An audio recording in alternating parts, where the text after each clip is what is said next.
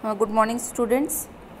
जैसा कि हम लोग पार्ट 11 भी पढ़ रहे हैं और पार्ट 11 जो है यात्रा का जोखिम में हम लोगों ने पढ़ा कि किस तरह कठिनाइयों का सामना लेखक को करना पड़ रहा है ट्रेन के अंदर, मीन्स रेलगाड़ी के अंदर। और किसी तरह लेखक को थोड़ी सी जगह मिल जाती है जिस पे वो अपना थोड़ा सा शरीर रख करके वो बैठ जाता है और फिर लेखक को क्या होती है, नींद आने लगती है। लेकिन इस बार लेखक पूरा इम्तिनान था कि उसके ऊपर कोई नहीं गिरेगा और फिर लेखक सो जाता है। और जैसे ही फिर गाड़ी रुकती है तो एक सज्जन की खोपड़ी लेखक के सर से टकराती है और उस सज्जन ने अपनी खोपड़ी को सहलाते हुए लेखक को ढेर सारी गालियाँ देता है। तो लेखक भी पीछे नहीं हटता है, वो भी कहता है कि मेरी भी खोपड़ी में चोट लगी है और दोनों के बीच बहसा बहसी हो जाती है। लेकिन वहाँ उपस्थित लोग उनकी लड़ाई को देखकर दोनों को समझा बुझाकर शांत करवाते हैं।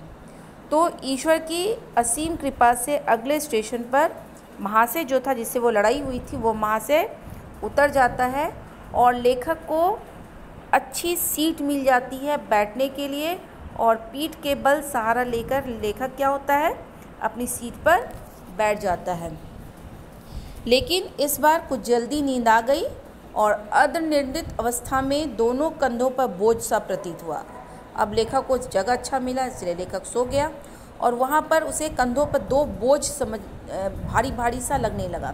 आँख खोलकर जब देखता है तो वहाँ लेटने की जगह नहीं है, लेकिन उसके कंधों पर दो आदमी अपना सर टिकाए हुए हैं, जिसके कारण लेखक का जो कंधा था वो बोझ से दबा हुआ था। और जैसे ही हम खड़े हुए वे दोनों लुढ़क गए। तुरंत ही संभल कर बोले, भाई साहब ऐसे उठा जाता है? भाई साहब मैं पहरा नहीं दे रहा हूँ। और लेखक को जब देखता है कि अरे दोनों कंधों पर दो आदमी लुढ़के हुए, तो लेखक खड़ा हो जाता है और जैसे ही खड़ा होता है तो दोनों व्यक्ति जो हैं आपस में टकराते हैं और लुढ़क जाते हैं। तो उनमें से एक व्यक्ति ने कहता कि भाई साहब आपको ऐसे खड़ा हुआ जाता है? तो लेखक भी चिढ़ के कहता है कि भाई साहब मैं आपका पहरा नहीं दे रहा हूँ जो सबको जगाता फिरूँ, है ना। फिर अचानक सोते सोते ऊपर सीट से एक ट्रंक खिसक कर मेरी खोपड़ी पर जा गिरी। अब लेखक को जगह मिलने के बावजूद अनेक परेशानियों का सामना करना पड़ा। जो ऊपर में सामान रखे हुए थे वो लुढ़क करके लेखक की सर पे आ गिरा। फिर भी बचाव हो गया। जब सुबह मुंह धोने जाने लगे तो सभी रास्ते बंद, आसवाब अड़ा हुआ और उस पर आदमी लेटे हुए। तो जब लेखक क्या हुआ कि जब सुबह ब्रश करने के लिए जाता है तो देखता है कि रास्ता पूरे सामान से ब्लॉक है और उन सामानों पर आदमी विश्राम कर रहे, लेटे हुए हैं। बड़ा कष्ट उठाया, बस पूछिए मत। ऐसा कष्ट और बेइज्जती कभी नहीं हुई। सारी रात कभी उठते कभी बैठते, ऐसा कष्ट शत्रु को भी ना उठाना पड़े।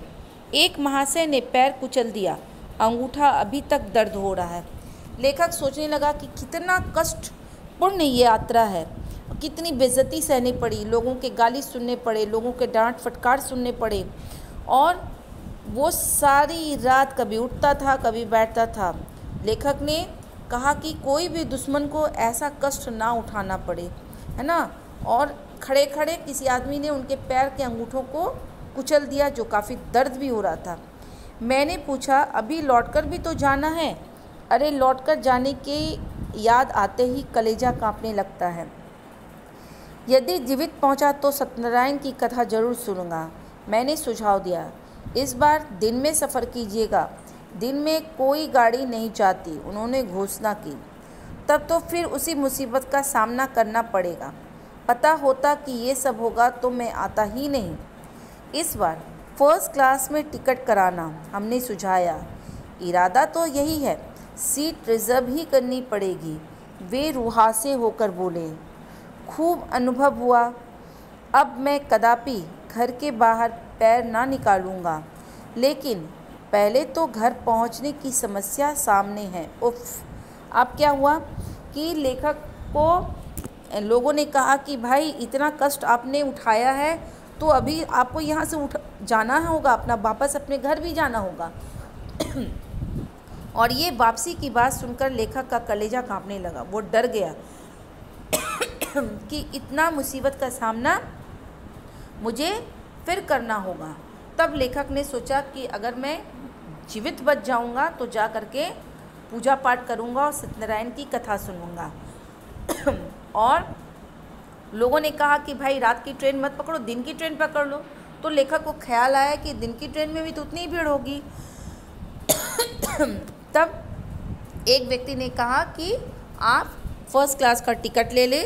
और लेखक तब कहता है कि अब मुझे सीट रिज़र्व कर के ही जाना पड़ेगा। और वह कहा कि मैं अगर घर पहुंच जाऊंगा तो इसके बाद मैं फिर कभी नहीं घर से निकलूंगा। तो इस तरह स्टूडेंट ये चैप्टर यहीं पर कंप्लीट होता है।